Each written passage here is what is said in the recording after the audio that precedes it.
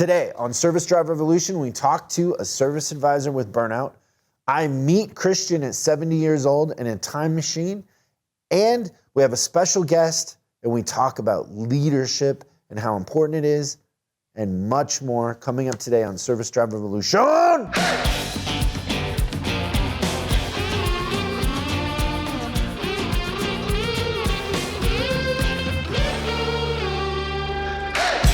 Welcome everybody to Service Drive Revolution. How you doing, Christain? Better than ever. We have a special guest today, Ryan Mutalib, Fixed Ops Director at Weiler Honda of Coleraine. Say hello to everybody, Ryan.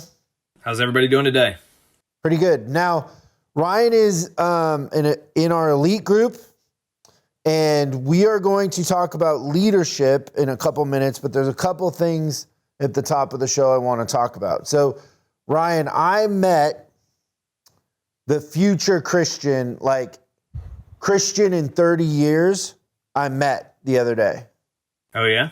This should be interesting. So, I've been trying to lose weight, and my trainer has me hiking a lot. So, I've been hiking here in LA, and there's this one place you can hike where you go up to the observatory and then you're almost up by the Hollywood sign, but at some point it's like straight up. So like I have hiking shoes, it's all very serious. And a couple of weeks ago, I'm on my way to meet him to hike, and he sends me a text and he says, I can't make it, I was out drinking last night, whatever. And I was like, okay, well, I'm just gonna hike by myself.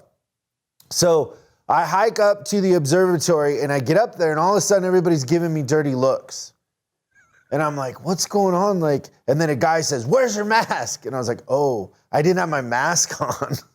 I just totally forgot. Like, and so I didn't go the extra, like, because from the observatory, you can go on another little hike up, right?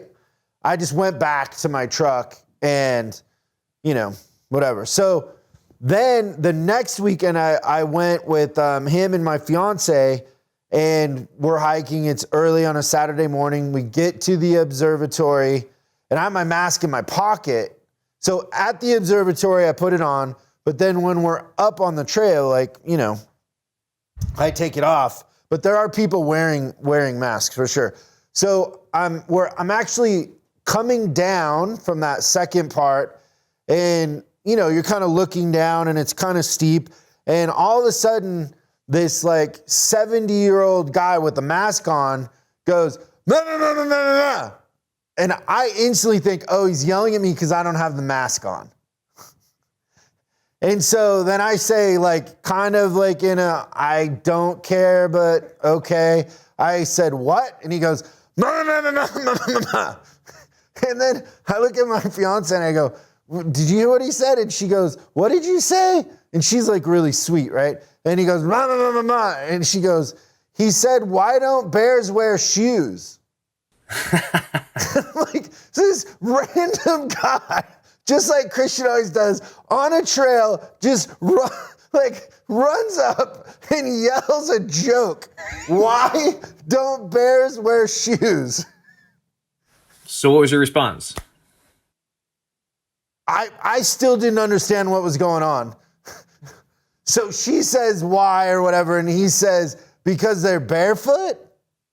Of course. But we were going, we'd left, and I'm like, what did he say again? And then she told me, and I'm like, that was Christian. That's what I said instantly. I go, that was Christian at 70 years old, just running up to people with a joke that isn't even funny, yelling with a mask on.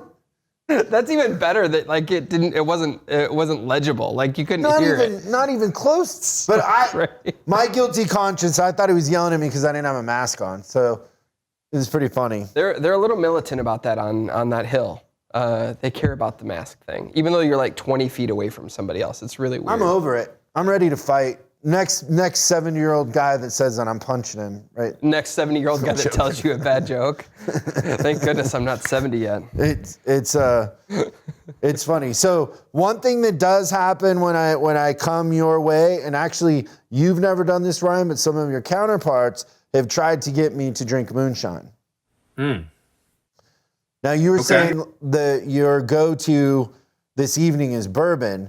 When is it appropriate for local customs? What's the local custom? When is it appropriate to pull out the moonshine? Is it like special occasions? You've had a really, really bad day? I think we do it a lot when you do parties.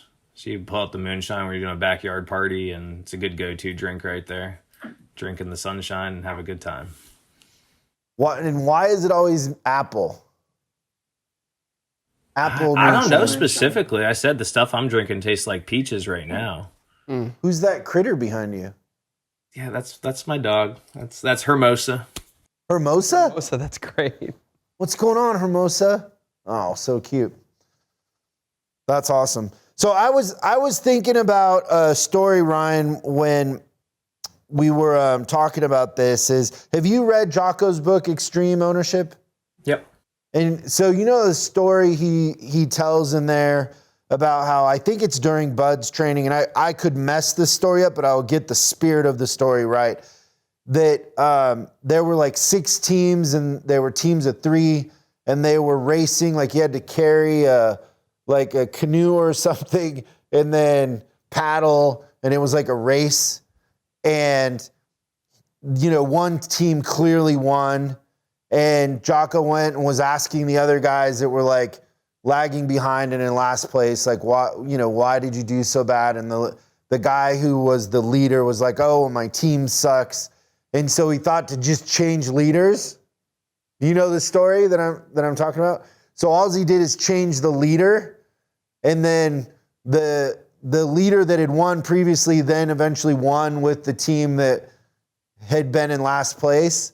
And the point being that it's really just mostly about the leader, because leaders can get people engaged. They can get more out of people than they know, that they're capable of. And so I was thinking about you and that story. Thank you. And so what do you think as far as leadership goes?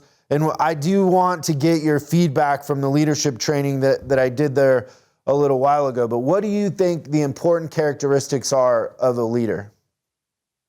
I think one of the main things is being able to be approachable. My team knows that they can come to me with anything, and I'm there to help them. I've built some really good relationships with my staff, and so much so that we're able to go out on a personal level as well and talk to each other on personal levels.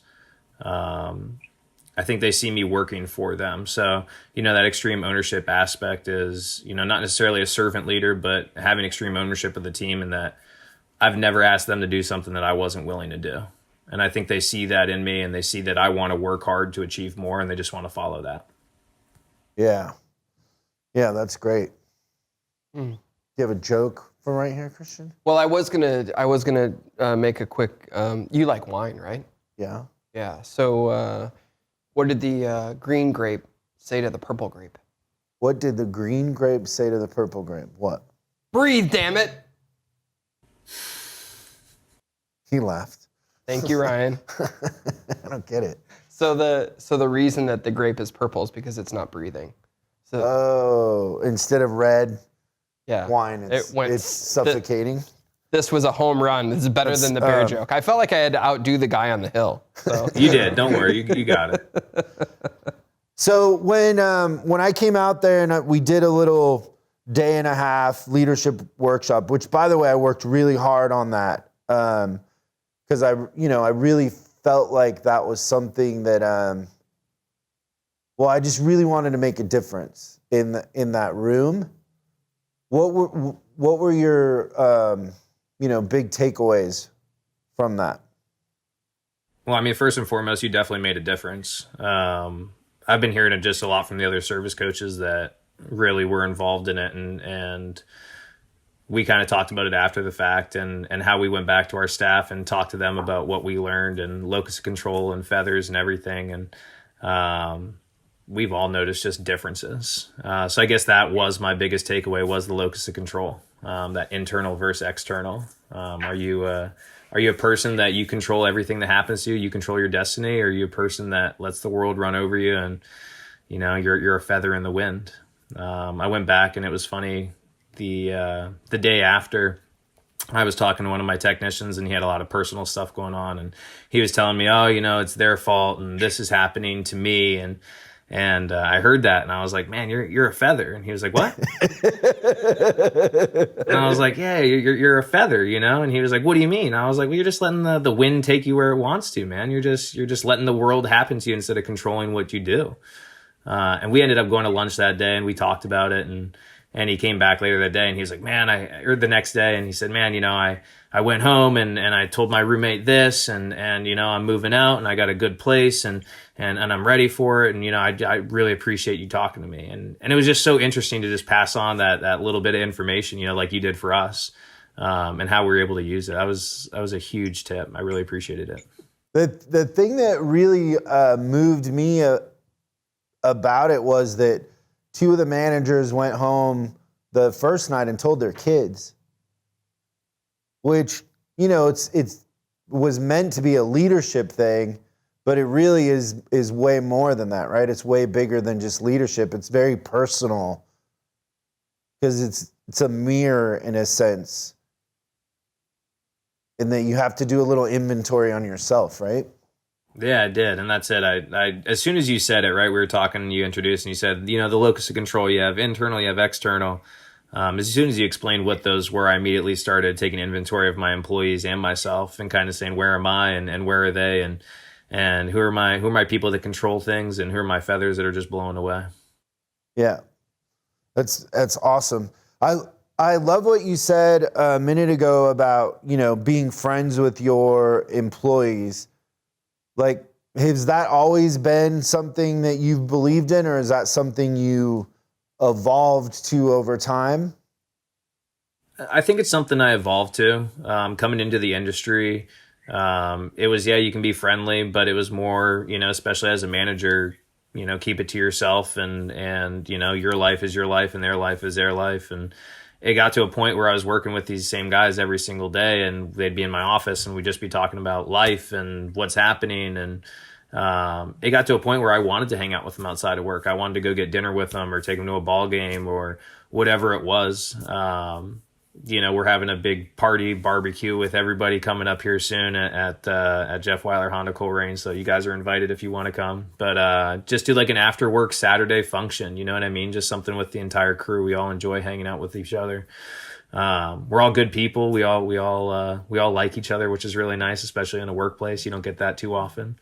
Well, I think you're being super modest, Ryan. So just a little bit of a background. Like, I've actually worked with Ryan since he started back at Coleraine Honda, and it was like early 2019, if I remember correctly. And he actually came into the industry, this part of the industry, from power sports. So it was a little bit of a different thing, and I would say that dealerships are a fraternity of sorts. So Ryan came in, and just kind of correct me if I'm wrong on any of this, okay? But Ryan came in, he was a little bit of an outsider to that group, and there's some people at that store that had been there for a really, really long time, and we've seen that before, where a new manager comes in and it's like, oh, you're just the next one, that kind of thing. And Ryan's done a good job of breaking down that barrier. I don't think that it's hard work and it's a lot of time, right? So I think that that's a big thing, but I would say that you didn't just walk into that situation and everybody was giving hugs. Like, it was definitely some work that had to be done and everything like that, and you've had a little bit of turnover, but I think that keeping everything in mind, the thing that I've noticed over the last, few weeks since you were in that thing is that, like, you're not leaving anything to chance.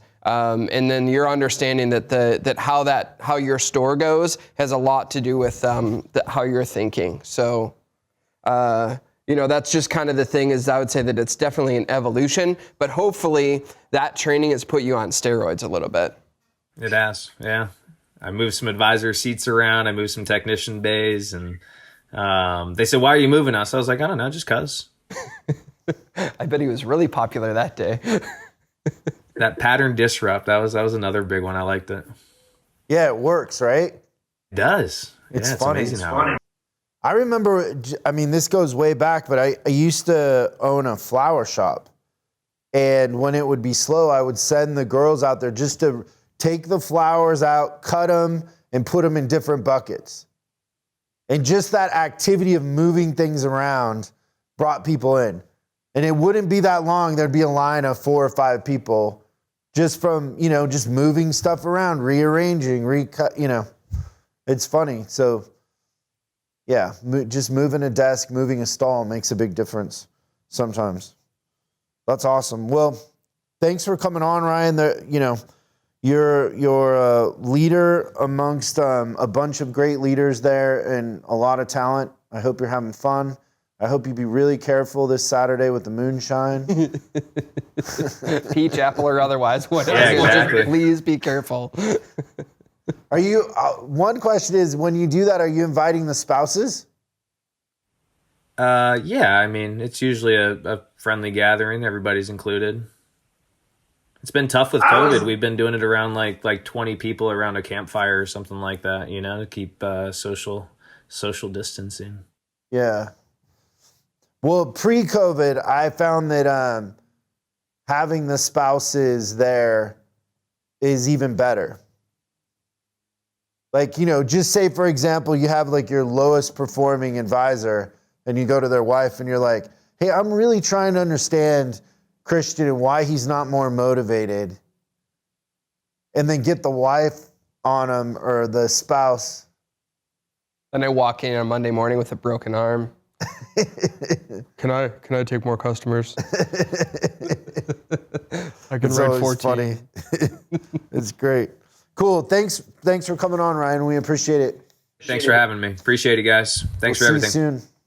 That was great of Ryan to come on and do that. So if you guys want to go through the leadership training, it's new to our on-demand platform, but I promise you it's the best leadership training out there. It's different than anything you've ever been through. Completely different approach. This isn't your, grandpa's leadership training. Take care of your employees. They'll take care of your customers. Leaders eat last. It's not that. This is real transformational leadership that is, it's going to come from the inside out. It's not an outside in sort of thing. So if you're looking to perform at a high level and really have an advantage in the marketplace and become irreplaceable, go to chriscollinsinc.com and sign up for our on-demand. And it's in there. It's called the 17 Laws of Leadership. And when you do that, email me and let me know your thoughts. Yeah. So far, the feedback has been incredible. Yeah, stellar. I think there's no way it doesn't change you a little bit when you go in and watch it. Like you have to be introspective. It is interesting to hear which one of the 17 are favorites. Like Victoria, her favorite was one I would have never imagined. Yeah, and I think that. And they are in the order of importance to me, but to her, hers is number 6 or number 7, yeah, right? It's way down the list. It's down the list a little ways. Well, I think 5 is one of my favorites too. Like I think you have to have the progression. It starts with 1. Once you get 1, then you can probably interchange some of them. But what's interesting of putting them in the order of importance is how do you keep it interesting when you're saying like 15 isn't as important as 1? Right. That's fair. How do you keep, that was a part of the challenge in creating that series, but I think we pulled it off. Yeah. Kudos to the team here too, because I helped a lot with that. But so good. Yeah, go get that, check it out, and then let me know what your favorite one is. But it's fun stuff. So before we go, let's take one call. If you have a question for the show that you want Christian and I to answer, remember the number is 833-3-ASK-SDR. So that's 833-ASK-SDR. And if we play your question on the show, we'll send you some swag, and you get to be on the show. Win-win. Yeah, you'll just be walking down the street and people will be like, hey, are you the guy from SDR? Right? That happens every once in a while, doesn't it? Hey, Chris. My name is Peyton.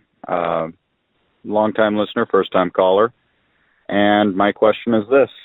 Been an advisor for about 2 years now, and I'm starting to feel a little burnt out.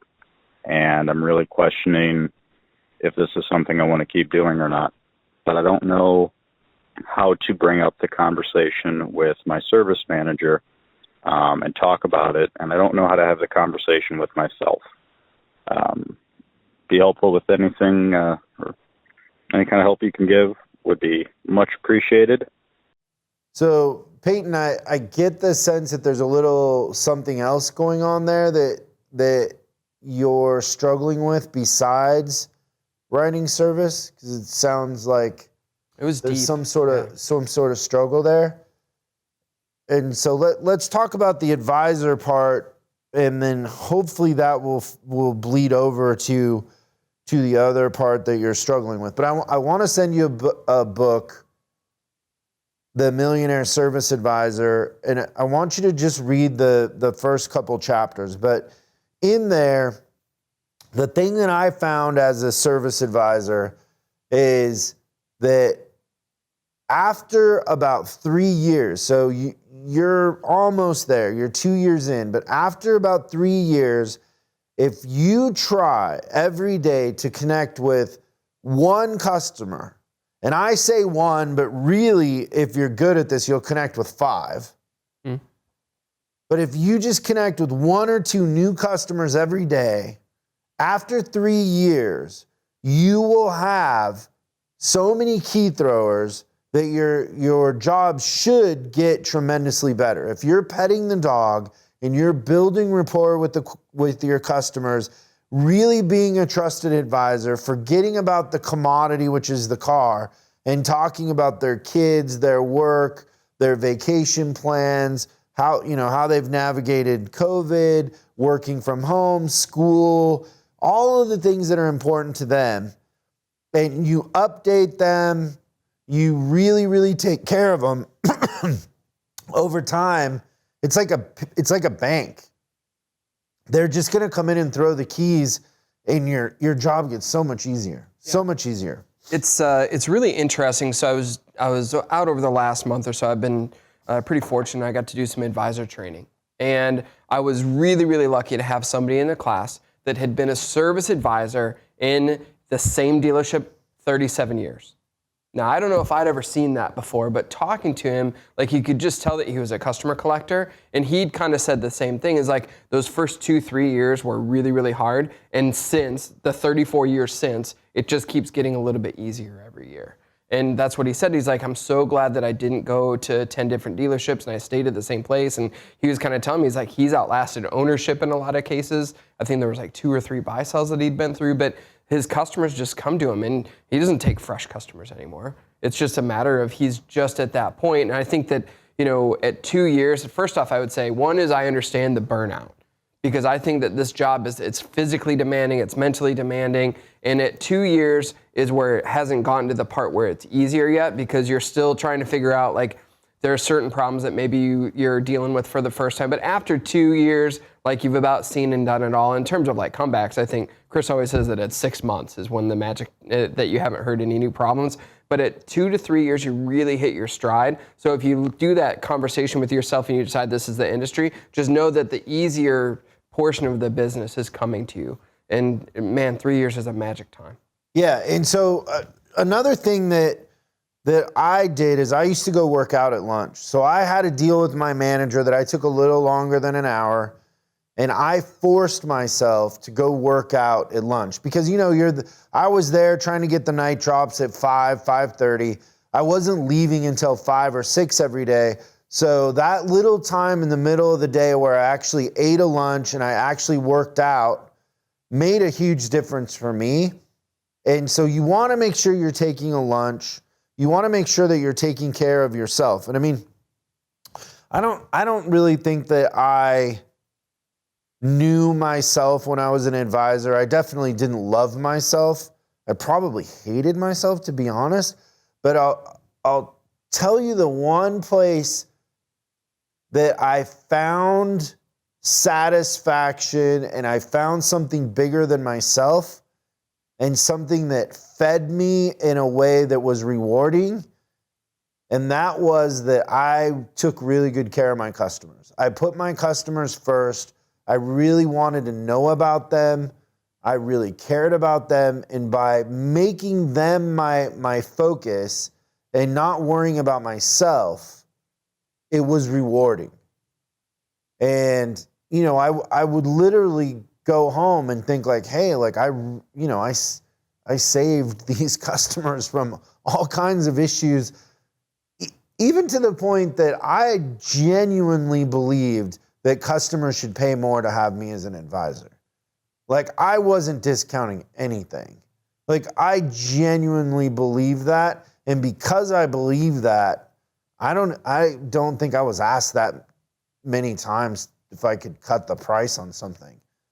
Just because of my presence and my mindset and what I was projecting, that I was projecting that authority. I'm in control. I'm the person here that if I don't know the answer, I'm going to find out, but I'm working for you. And I don't know, that's very rewarding. It's rewarding to be the person that somebody can depend on in an industry where, let's be honest, most advisors don't call people back. They're writing 25 to 30 customers a day. The customers are just another number. They walk out. Well, the customer probably comes into them and they're like, did you have an appointment? What's wrong with your car or truck? There's very little banter or human connection. I wanted to be different in that scenario. I wanted to be a pattern interrupt. And that was very rewarding to me. Putting the customers before myself helped me get through that period when I didn't really know myself, if that makes sense, because I was young. Oh, yeah. Wow. Yeah, that's pretty insightful. So pet the dog, and understand that you're at the point where, two things. One is you should be creating key throwers. Now, if you're 2 years in and you haven't been petting the dog and creating key throwers, you need to start that tomorrow. And then the second part, and to Christian's point, take care of yourself. Take a lunch. Yeah, as coaches, as we go into the stores, we don't even need to ask at 3:00 who's taking a lunch because you can physically see it on the people, right? The advisors that haven't taken a break, they look beat down. I know probably 90% of the people listening to this are going to think I'm crazy, but I'm just going to also tell you the truth is, if I could go back and talk to my 19-year-old know-it-all advisor self or whatever, I would tell myself to go do transcendental meditation right away. Wow. Because I ate bad, I drank too much. I would have started transcendental meditation way back then. So I don't know. Look up videos, on YouTube on Howard Stern, transcendental meditation, or Oprah, and look into that too, because that might be something that'll help you. I know it definitely helped me. But pet the dog. We're going to send you the book. And then, if you read those first 2 chapters, let us know your thoughts on that. But I think you would also tell your 19-year-old self to invest in Google. Jeez. Yeah, Google. It's going to be a list. Yeah. You'd have a long conversation with you. I made some money in Microsoft back then. Did you really? Well, That's pretty Microsoft awesome. used to split constantly. So it's kind of like Bitcoin now. Everybody was making money. You know what? I would guess in your area that everyone was willing to take a chance because of the local thing, right? We used to call them Microsoft millionaires. Nice. But a lot of people that worked at Microsoft that had got stock were all of a sudden really, really rich. Yeah, there was stories of janitors driving Ferraris and stuff like that, right? No, that's so true. Cool. I used to ride them up, Yeah, that's neat. It's fun. So thanks for the question.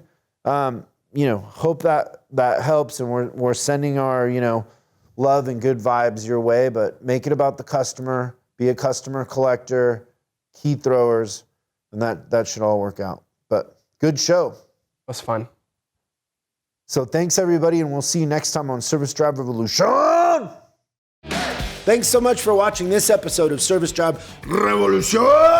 We're uploading new stuff every day, so make sure you subscribe and click the bell icon so you don't miss out. If you have a question you'd like us to answer on the show, call 8333-ASK-SDR and we'll answer your question on the show. That's 8333-ASK-SDR. For special deals on our books and training, head over to offers.chriscollinsinc.com. Now that's offers.chriscollinsinc.com. I'm Chris Collins, and I'll see you in the next video.